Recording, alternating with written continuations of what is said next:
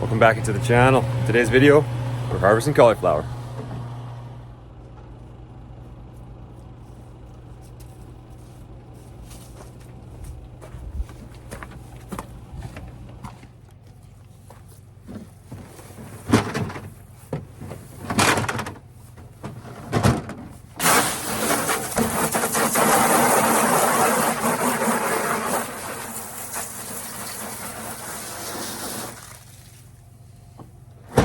So we're just gonna give all these bins a quick rinse. We got 3 beds of cauliflower to harvest, so it'll be probably around 100 or so. We'll leave the ones that are still too small for another couple weeks, but we'll grab all the big ones that we can today.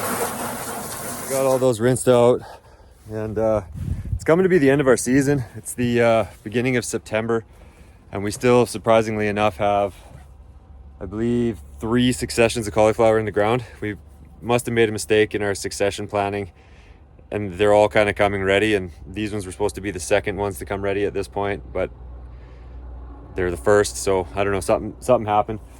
But yeah, we got to do these 2 beds and then open up this guy, get it harvested.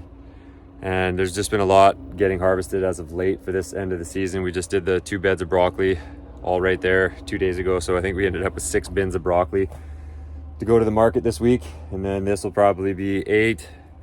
And then down there, I probably won't get to those today, but maybe the big ones. There's probably another 7 or 8 bins of cauliflower down there too. So we got a bunch ready.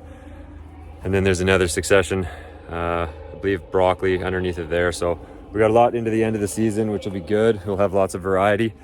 Just it's all coming ready at the same time. So as you can see, they're sizing up quite nice. They're probably a good 7 inches across. Nice and blanched. They're all hiding in here. Still some smaller ones that we'll leave. Give them another couple days, but most of them are ready. And as you can see here, the weeds completely took over this year.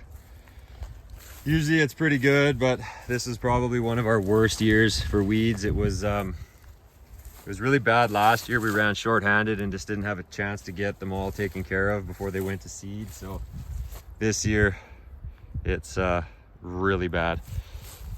So we might just end up planting in some more landscape fabric next year just to keep it under control. But then there's ones like this. That's probably, I don't know, 11 inches across. It's probably a 4 or 5 pound cauliflower.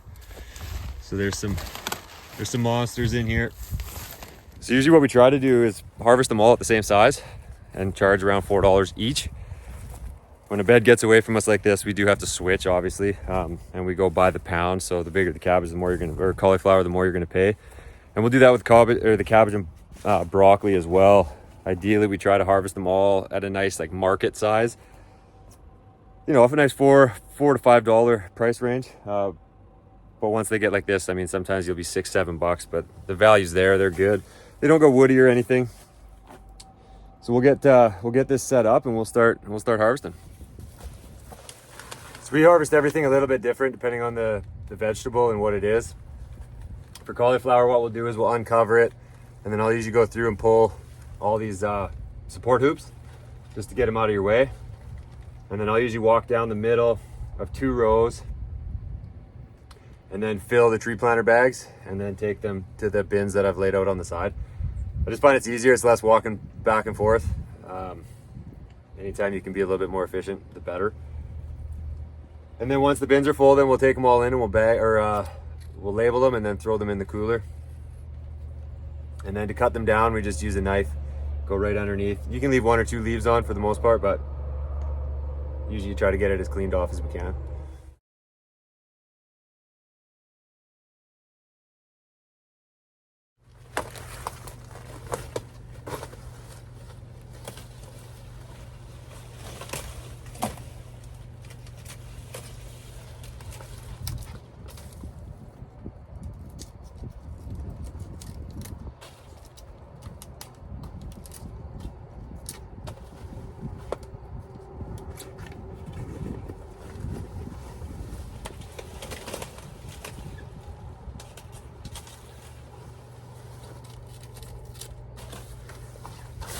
we're always going to be trying to get multiple different sizes. Not everybody wants a massive cauliflower.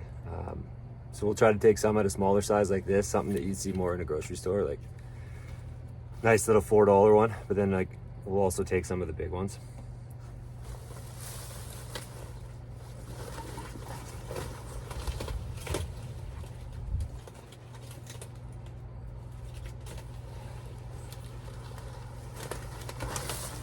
So we'll just cut them off and then bust off some of these bottom leaves. And then you can just kind of see the difference there. So nice variety.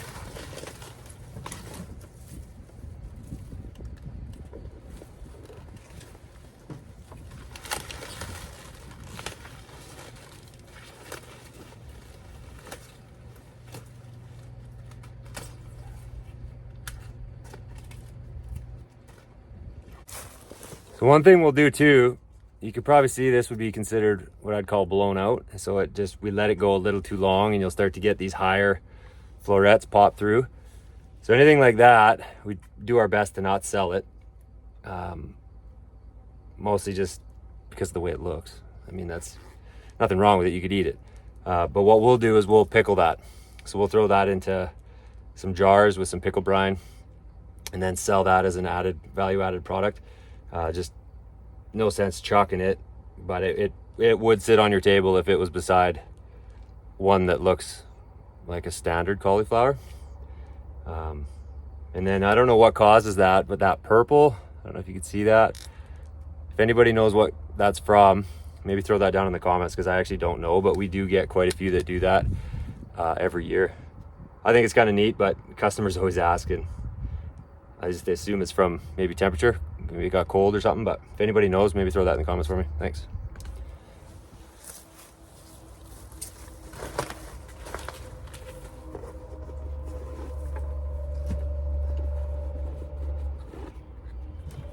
Okay, well, that's one bed done.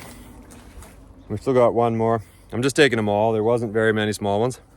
They're all at a good size. And then there was a couple that were just maybe, 3-4 inches across. So one thing I am doing as I'm putting them in the bins is I'm kind of separating. Well, not kind of, I'm separating any what I would call B grade. Those blown out ones or anything that's too small will get into its own bin. That way I can label it, and then that we know is for canning. And then the other ones are all just going in the cooler, labeled for sale. But one thing I just wanted to talk about here a little bit is blanching. And I'm going to talk about two things. In order to get a white cauliflower, you need to keep it out of the direct sun.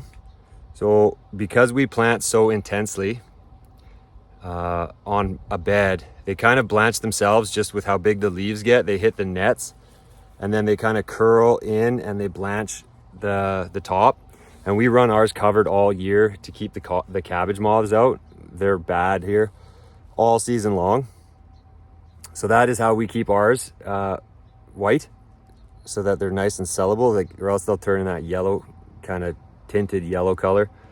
But the other option that you can do is you can snap some of the top leaves off and fold them on top of that cauliflower and let them sit like that for the season. And they'll still grow underneath, but it'll keep that cauliflower itself shaded, so it'll stay white. So you can see that we're running ours on, don't mind the weeds, that's all like wild sweet pea. It's a frickin' hedge. We don't need to talk about it. But we plant very intensely, so it's 2 rows on a 30-inch bed, and then each cauliflower is 18 inches apart, so they're very dense, but they do still grow quite well. But what I'm referring to here is that on this cauliflower, for an example, is that you could break this leaf and just snap it, and then take this one and snap it, and just let that sit over top of the cauliflower. In the event that you have yours kind of in a more open space where there's not enough plants to kind of shade it out, and that'll still grow under there just fine, but it'll allow you to do your self-blanching. So there's a little tip for you. So one thing that I'm doing when I'm coming in to harvest these is I'll just find the cauliflower itself, and then I'm actually just going to be snapping these branches out of the way. Not usually all of them, it'll just be kind of a quick, just so that I can get my knife in here, and then a quick bend over, and then just cut it right on the stem there. Nothing too fancy. And then what we'll actually end up doing too is we'll leave all the crop residue in here, let it dry a little bit. And then once all that crop residue dries a little bit, we'll come through, and I've actually started using the Sawzall, battery powered Sawzall, and I'll just come in and I'll just nip all the stalks just below the surface. Because we're constantly trying to build soil and not get rid of it, I found that cutting it just below the surface and then covering it with a silage tarp, it will break down before the next season so that you can direct seed into it. What I'm avoiding doing now is pulling the whole brassica root ball out, because it's so large, it'll pull a massive clump of dirt and you'll lose, 60 to 70% of that compost that you just put in for the season. So I've stopped doing that. It just makes a mess, especially if you have like nice beds and established walkways. By just cutting them off with the Sawzall, it's way better and faster too. You can get a lot more cut out in a shorter amount of time. So I'm sure I'll show you at some point.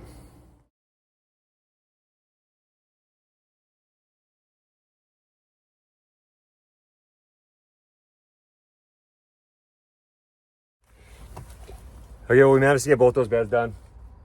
We ended up with 5 full bins of sellable cauliflower and then 1 bin of cauliflower for canning. And if you've been sitting here wondering about the growth inside that weed pit, not great. Most of them were probably about this size, maybe a little smaller.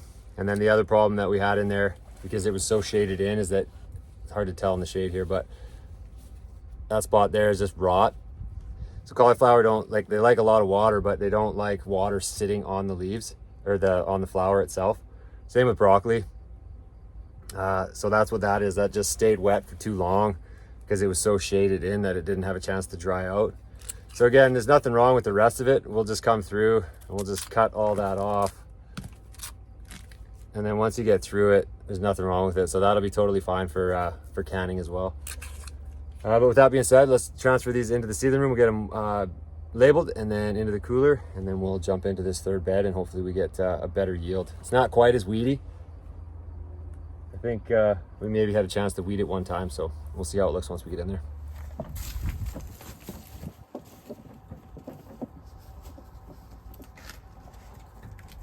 Okay, well, we got all the cauliflowers in here. You can see that they are looking really nice. There is some absolute monsters. I think this guy here might be the biggest one. Just throw it on the scale and see what it looks like.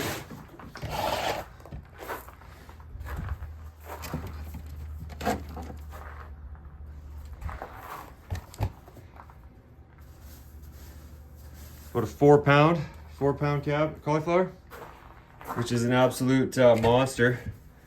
I mean, normally we try to grow them more around this size, which is probably about 1.5 pounds, 1.1.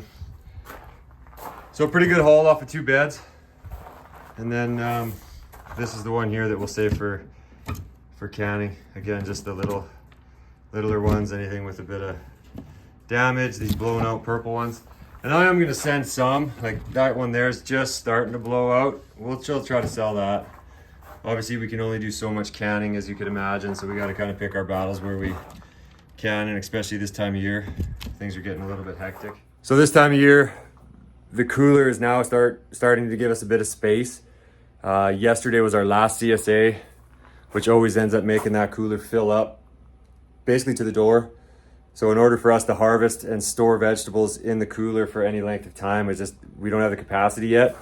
You probably remember me talking about it in a previous video, but this pad here will eventually be the next walk-in. I'm gonna frame that all in. It won't be an actual box like this one. It'll be homemade, rigid insulation, and then we'll run a air conditioner with a CoolBot. I've always heard good things, I just have never tried one. But now that the CSA is done, we're gonna be able to start harvesting vegetables in bulk. So all these cauliflowers will go in there. Like I said, we had about 5 bins of broccolis. And then there's going to be a bunch of cabbages up at the lease land, and then we'll start pulling carrots. We'll start getting this next bed of carrots out. There's some more beets, and then as we pull these veggies out, we'll start laying landscape or silage tarp down for the winter months, and we'll just start trying to stay ahead of it. If we wait too long, then it's such a big job in the fall, and then the weather turns and it's a bit of a shit show. So that's kind of where we're at today. So we'll get these labeled up, and then yeah, we'll throw them in the cooler. Okay, well, Shailene just got back from her Wednesday market and agreed that it's way too hot to be doing anything outside. So I think we're just gonna jump in and start canning some of this cauliflower right now. Okay, well, we just finished washing up a bunch of jars. We rinsed the cauliflower. We're gonna have to do it in batches just because we're dealing with a small space. So we'll probably be able to do, what, like 30 at a time, batches? Jars? Like jars, yeah. So we'll get 30 jars ready to go. I'm just cutting the cauliflower now, and then Shailene's got the brine, the ingredients all ready out for the brine. So we'll then mix that up, get that on a boil, and then we'll start filling jars.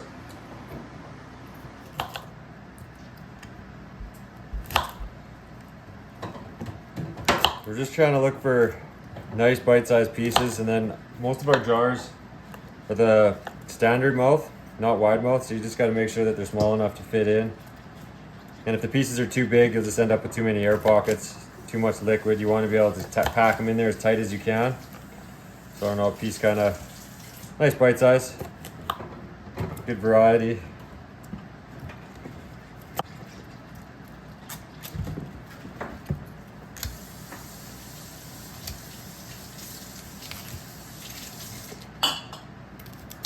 And then we don't want too much stalk either, so we're just trying to take the ends if we can.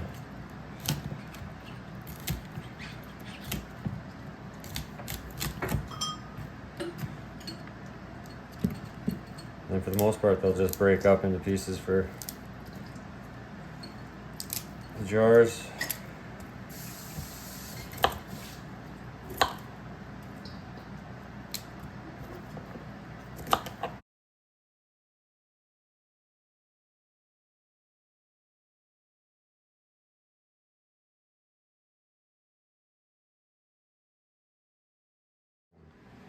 Okay, so we're just going to use a super basic pickling brine for this. It's just some apple cider vinegar, some regular white vinegar, sugar, some mustard seed, and some celery seed. Okay, so this is going to be, we're going to make a double batch of this. So it will be 4 cups of white vinegar.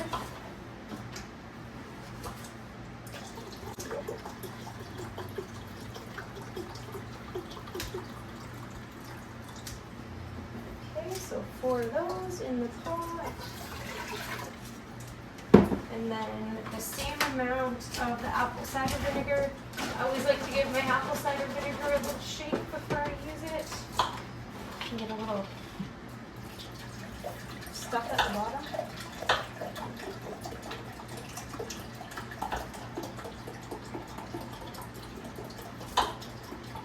I just find I'm using apple cider vinegar the last couple years. We used to just use white, but it just adds so much more depth of flavor to what you're pickling to just use the apple cider. And it's really not that.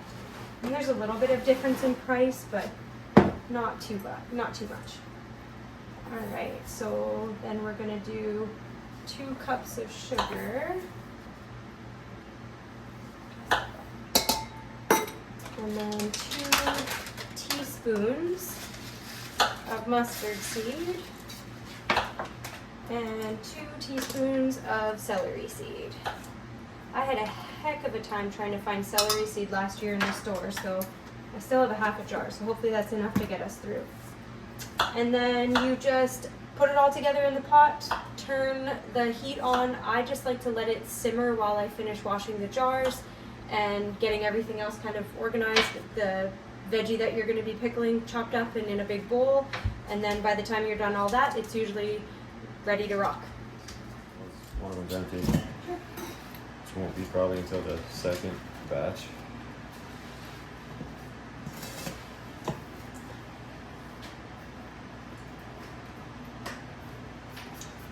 We didn't do any of these last year, did we?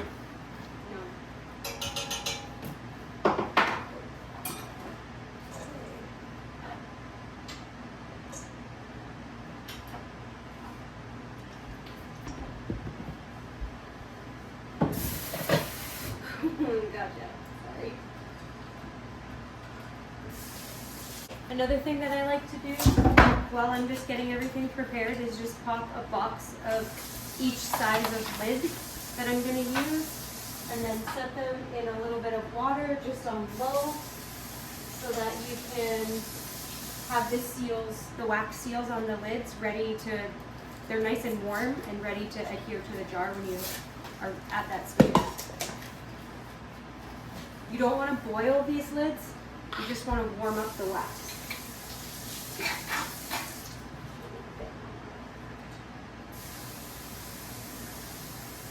Do you want these just straight onto the counter? No, they gotta go on the towel.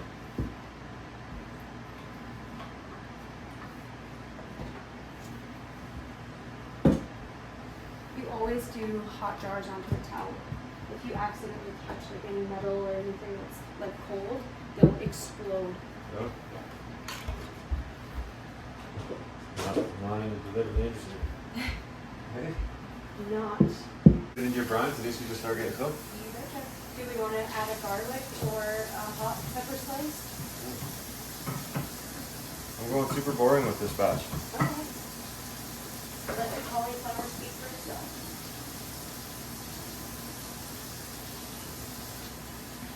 We're gonna blanch some this year too, or can them, I guess maybe. Eh? Yeah, I'd like to try it. Well, I mean, we have that big Cryovac machine, so we'll see what we like better out of all the options. But I do like pickled beans a lot. Probably my favorite way to eat beans. Yeah, I would agree.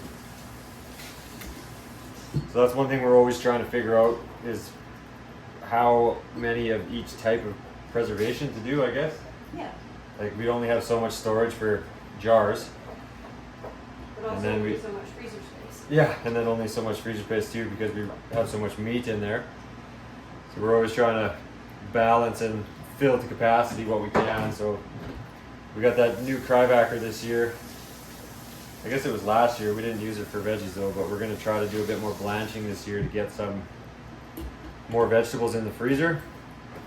Because it's not, we don't always want to eat pickled vegetables either. Like it's nice as a treat, but I mean it's not something that you can just break out for an entire meal. And there's a decent amount of sugar and vinegar in all of the pickling, so.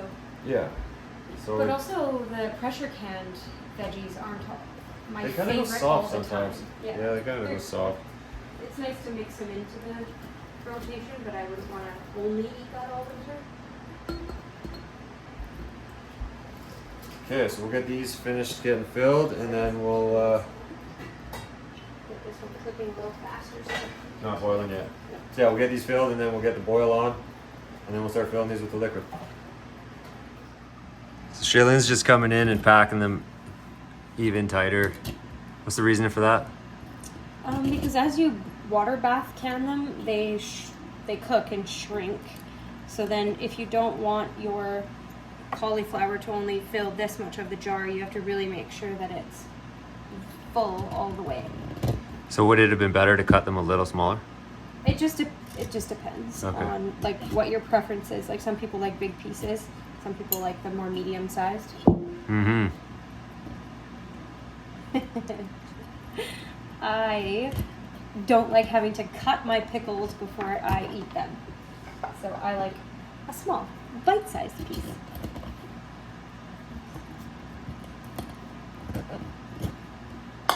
Oops. Not what I heard. Okay.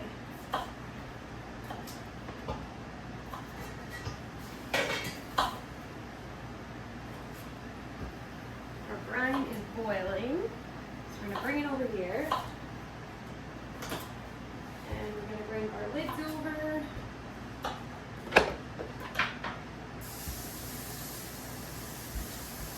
And our rings.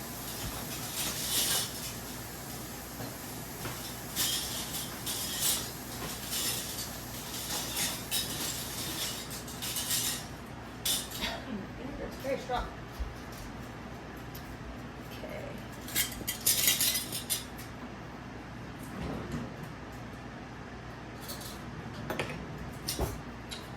All right, so then we have our little funnel and our ladle.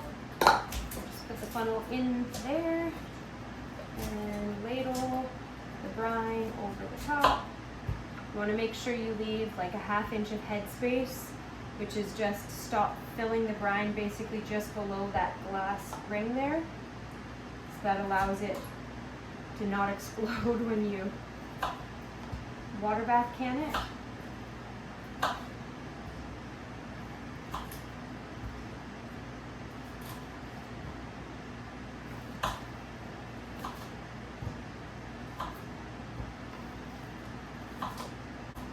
You want to try to make sure that all of your cauliflower ends up under the brine while also maintaining that ½ inch of headspace.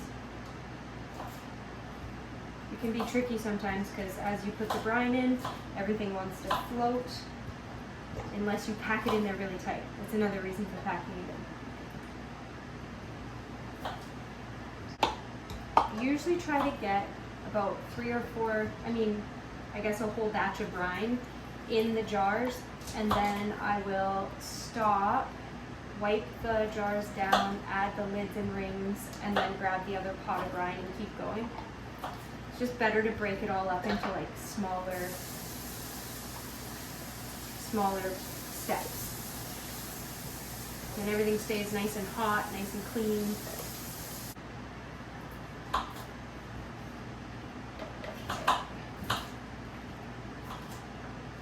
So I'll just finish this one jar and then I will seal these guys up before I keep going.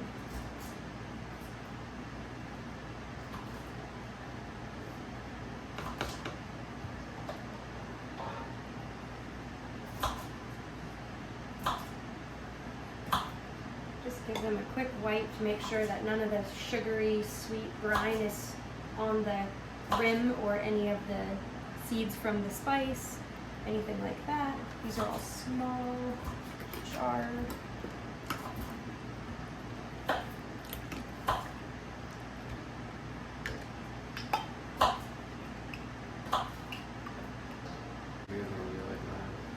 Unless it's smothered in curry. Speaking of, you owe us a curried lamb leg. That's true, yeah.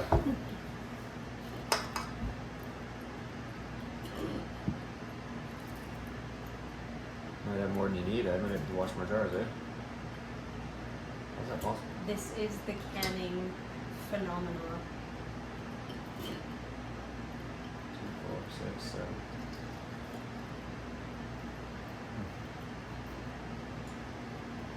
You're gonna need more? I don't know yet.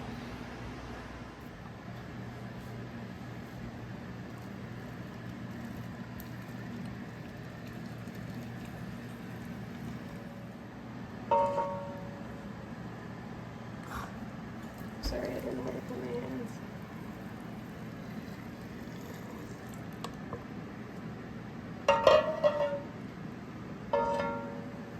Okay, well, because it's so hot today, we're gonna set this camp stove up outside and do our double boiler or water bath out here. Jalen already had it set up from peaches. We did 200 pounds of peaches. If you guys watched our other video when we delivered all the veggies up to the wholesale customer, we bought 200 pounds of peaches while we were there. So she's been busy processing those over the last couple days. So we'll get these things in the water bath for 10 minutes. I think we ended up with 29 jars. So we'll get them going and then we'll set them on the table to cool down and go from there.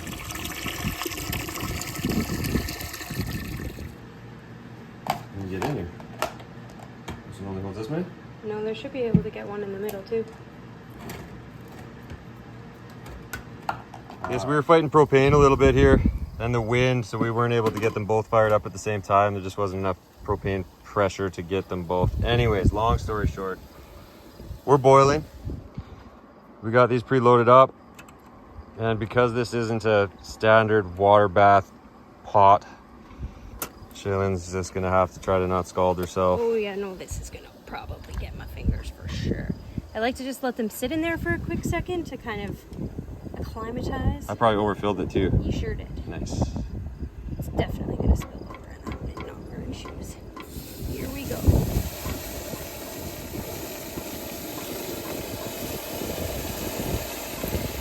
And now that we added cold pot or cold jars, we gotta wait for that to boil again. And then it'll be 10 minutes from the time that it starts to reboil. So we just had to relight it. We'll scoop a bit of water out of there.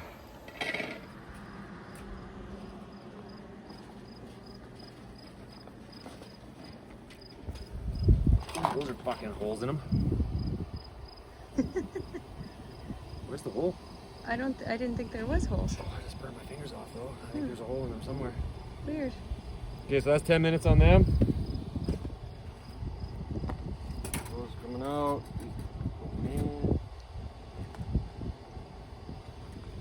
This next one shouldn't take as long, hopefully.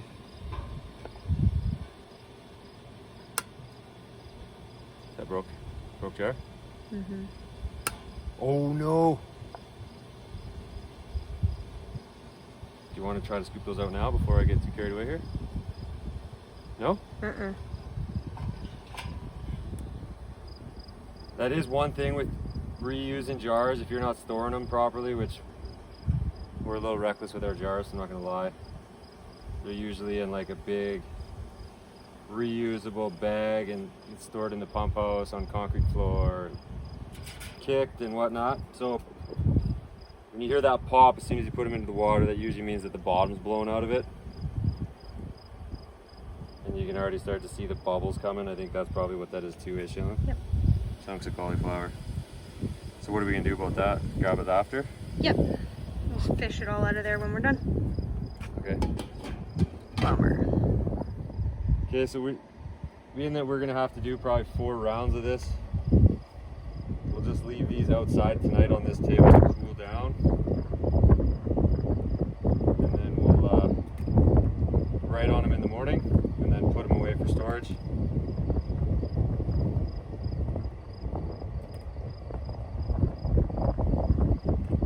Okay, let's go reload. Okay, we have 4 more batches to go in and out of the canner for the cauliflower, and then we're done for the night. So instead of showing you the same thing over and over, we're just going to leave it here. Thanks for coming along with us today from start to finish with our cauliflower adventure.